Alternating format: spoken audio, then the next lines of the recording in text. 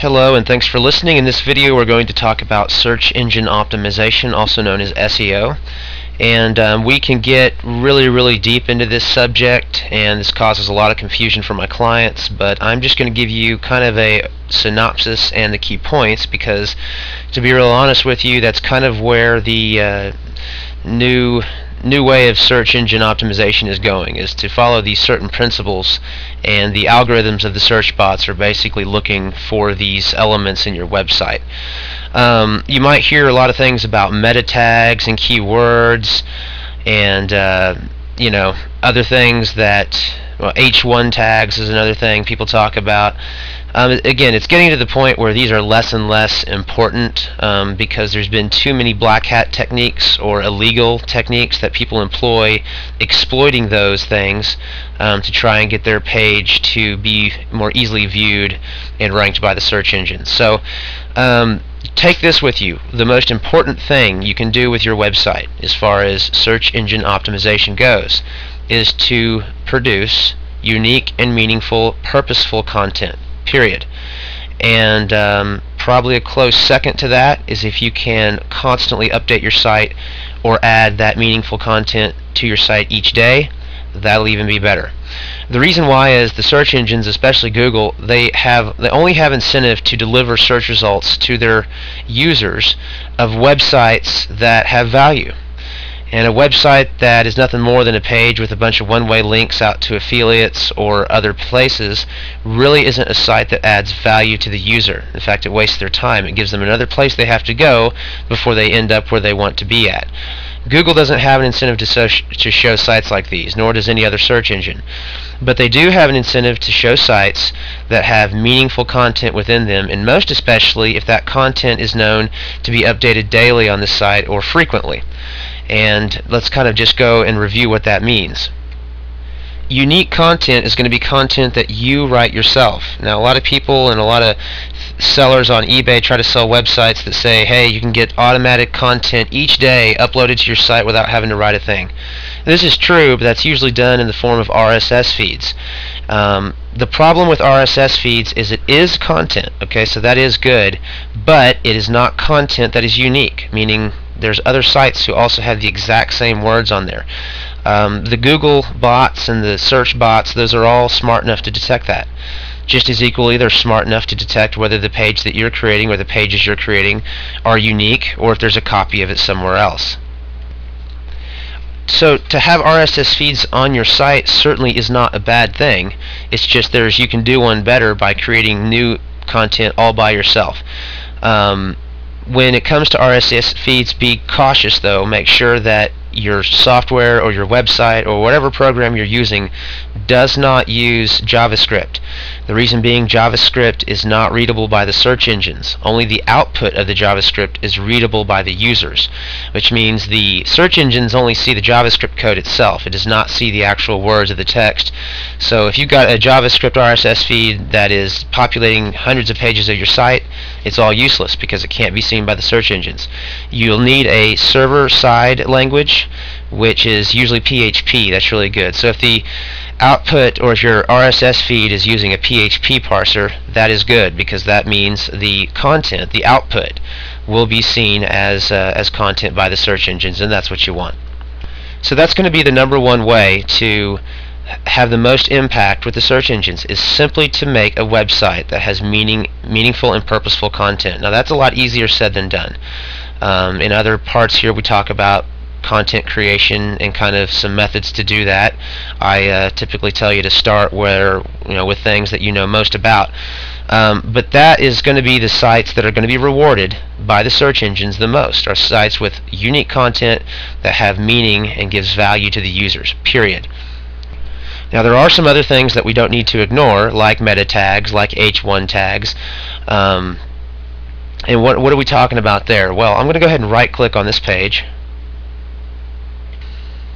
and view the source.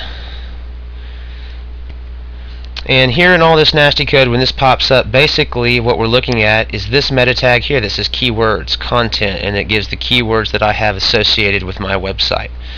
That is important, because basically what that does is it tells the search bots immediately what is your page about, And the next thing it does is it looks to see if those words that you have in your meta tags also show up in the natural text, the actual words you wrote on your website. So as a general rule of thumb, you want your keywords and key phrases to be basically the top 10 most used vocabulary words found on that page, because keep in mind, it's not just optimizing a website. You can actually optimize, and you want to optimize, each and every page. That way each and every page serves as a chance to be found by the search engines and not just your main domain name. So that's really all you got to do with your meta keywords. People ask what should that be, and there is firms that will charge you thousands of dollars to try and do keyword research and marketing and yada yada. Okay, it's kind of a subjective thing. There really isn't a lot of measuring to see if that works or not, but if you want it to match what the meaning of your page is, then just take the top 10 most used vocabulary words and make those your keywords and key phrases. Be careful not to go over 255 characters. I understand search engines will go ahead and ignore you after that, because that is not used to or not designed to add as much content as you want. It's designed to tell, again, a pool of keywords and key phrases that tell basically what this page is about. The other thing to keep in mind is the titles of your page, and also links on your page. Like for here, this isn't a good example, but I'll just tell you, please contact me to request a quote. Well, the word contact me is the text of the link, and then when you click it, it takes you somewhere else. You'll also want the links in your page to try and match the keywords and key phrases that you're using. So it doesn't matter where the link goes, just so long as the link actually has the text of one of the keywords or phrases. And finally, the last thing I want to talk about is external links and internal links and swapped links. Okay, these can lend to optimization and often do, but here's how they work. First of all, any links that you have out to another website don't do anything for you, because any site can do that. If you swap links with other sites, that's better than a one-way link, but make sure you're swapping with quality sites, because the search bots will actually judge you based on kind of the quality of your friends, the quality of the websites that you've swapped links with. If it's a low-ranked site, brand new, doesn't have a lot of quality content, to swap links with them may actually hurt you. You don't want to do that. You only want to be interested in swapping links with other quality sites. So that way you'll be in a network, okay, of quality links, and the search bots will pick up on that. The best thing you can do is a one-way link to your site from someone else. Now those are harder to get and may take some creativity as to why you want to coax a webmaster with a really high quality site to link only to you and not provide a link back to them. But if you can do this, that lends greatly and serves you very well in terms of search engine optimization and getting ranked not only high in the pages, but this usually lends to you lasting at that place longer.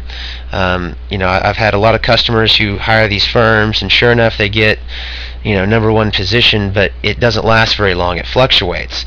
Well, and they wonder why their competition can last longer than they do at the same spot. The answer usually is that that site has a lot of one-way links coming back to them, and what that tells the search bots is, wow, here's these other high-quality sites that are telling their users, go check out this other web page. And so what that means is that your site obviously must be very important. So keep that in mind when linking, adding links to your site, and when link swapping, and also just in your overall general marketing, because that's very important. So again, SEO is not that complicated. It's not that hard. Nowadays, the key is to create meaningful content, period.